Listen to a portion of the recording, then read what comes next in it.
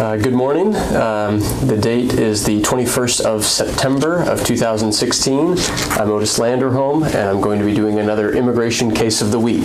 Today I'm going to be talking about one of the favorite cases of immigration lawyers. We call it the matter of Arabelli and Yarabelli.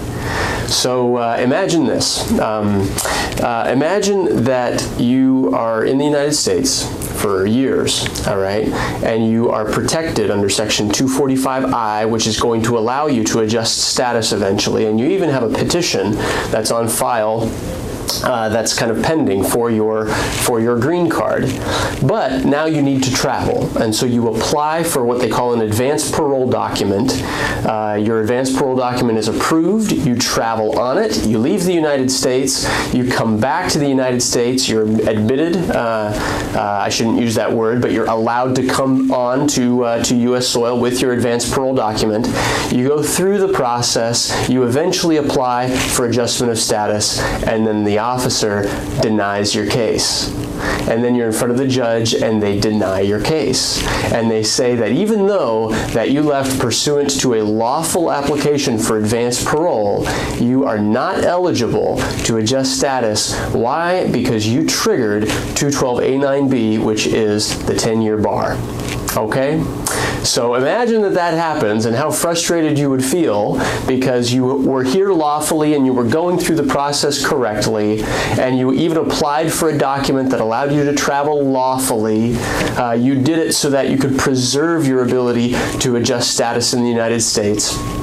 But now you find out that the very fact that you did travel triggered a bar that makes you ineligible for the benefit you were seeking. All right? So that's what happened in the case of Mr. Arabelli and his wife, Miss Yarabelli. Okay? And this case was decided by the Board of Immigration Appeals in 2012, so it's been 4 years now. And the issue that got up on appeal is whether or not that leaving of the United States triggered the bar. And so what I want to do is I want to give you kind of an overview just quickly of what the law is regarding the 10-year bar. So remember, if you're unlawfully present in the United States for a period of over 1 year, a period of over 12 months, and then you leave the United States, you quote-unquote depart the United States, you trigger a bar under Section 212A9BII of the Act, or III. Anyway, 212A9B bar. And so the question that came up to the Board of Immigration Appeals is whether or not a departure pursuant to advanced parole constitutes a quote-unquote departure for the purpose of 212A9B inadmissibility and for the purpose of the 10-year bar.